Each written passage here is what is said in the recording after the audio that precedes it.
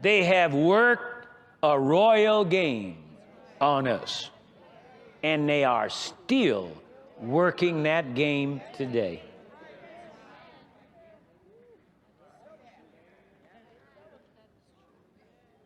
The demise of the black male has been fostered by the rise of the black female. They know and they have known that the way you emasculate a black man is to put him in position where he cannot fend for himself, where he has a difficult time truly being a man and the head of his house. And so they hired black females over the black male. They're still doing it today. And so the man gets to the point where he feels like he's nothing, has no self-confidence, no self-worth. Then they've worked this thing on us where we can't work together, won't work together. They have purposely, insidiously planted the distrust of one black for another, because they know that if we ever get together, if we ever become one, we will become dangerous.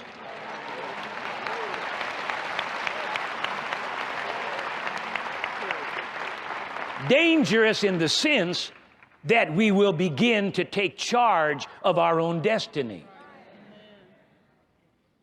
Instead of relying on the white man, we'll rely upon our own abilities and our own resources. But as long as they can keep us dependent upon them, then we never come into our own as humans, and above all, as true Christians.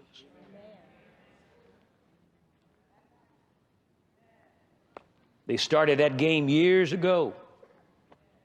As I say, the letter, Willie Lynch letter, cannot be documented as authentic, but the principles definitely are.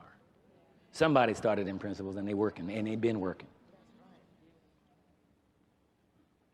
And that's why we're in the miserable condition as a group of people that we are, because we've been brainwashed. But we got to change that. And we can.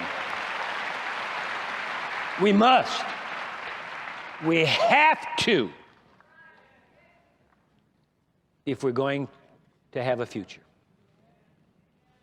Now, there is another document that is similar in its purpose, that without question can be validated. I have a copy of the original document. I got it from the archives of this particular state. I refer to the speech of Henry Berry of Jefferson in the House of Delegates of Virginia on the abolition of slavery, page 3, Monday, January 16, 1832.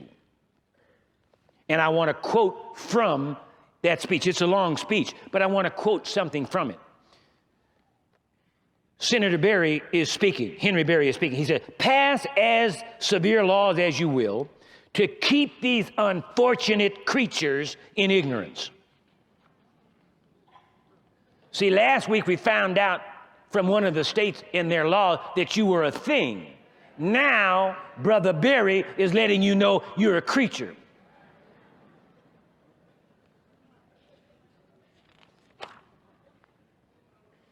Pass as severe laws as you will to keep these unfortunate creatures in ignorance.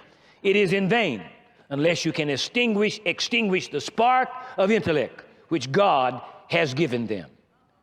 Let any man who advocates slavery examine the system of laws that we have adopted from stern necessity, it may be said, towards these creatures, and he may shed a tear upon that. And would to God, sir, the memory of it might thus be blotted out forever. Sir, we have as far, now this is the part I want you to get. Oh, Jesus, help us to get this. Help every white person that hears me to get this. Help every Hispanic, every Latino, every Latin, every black person, every Asian, every Indian, whatever ethnicity you are. Oh, help us to get this. Because see, our whole nation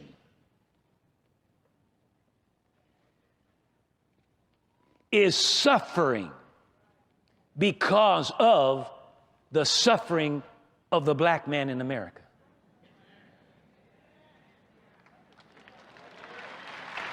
Now,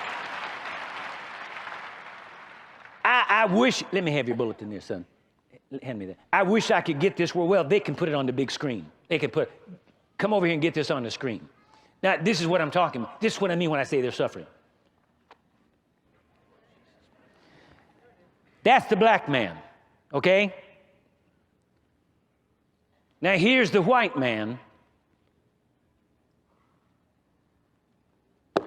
And he puts his foot on the black man. That's what's been happening for 400 years. Now, watch this. Now, that's what I'm talking about when I say everybody suffers.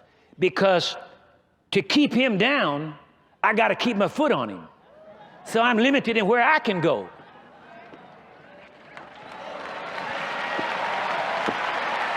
I can't go anywhere because I got to keep my foot on him. Everybody suffers. You get that?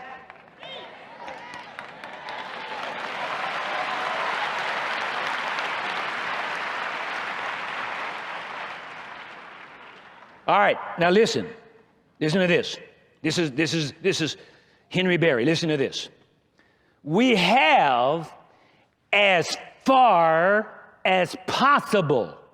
See, when he says we now, he's talking about white America of 1832 and before. Listen to this carefully now. We have, not they have, we have, as far as possible, closed every avenue by which light might enter the slaves' minds. We have only to go one step further to extinguish the capacity to see the light, and our work would be completed. They would then be reduced to the level of the beasts of the field, and we should be safe.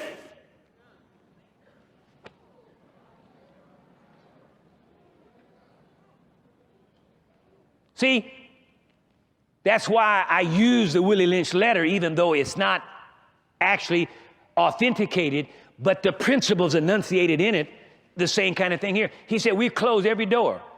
We've done everything we could to keep the light from them. Are you following me? See, it was a purposeful, deliberate, premeditated conspiracy to keep us in the dark.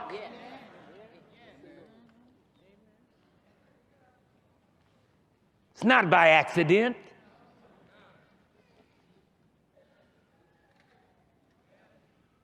All right, listen on now. He goes on to say, and I am not certain that we would not do it if we could find out the necessary process, and that under the plea of necessity. But sir, this is impossible. And can man be in the midst of free men and not know what freedom is? End of quote. Now actually, Henry Berry was really making a positive overall, if you read the whole speech, he's talking about the fact that slavery ought to be abolished. But I wanted you to get that one statement in there where it was said, we have closed every door. Are you following what I'm saying? Because that's a conspiracy. And because to keep people ignorant, then you can manipulate them. Listen, that's the reason why I keep telling you, and I'm not just doing it to pump you up. I'm not just doing it just to be sensational, but I'm doing it to help you to recover yourself out of this thing if by chance you happen to have it like I happened to have it 27 years ago. This idea of low self-esteem.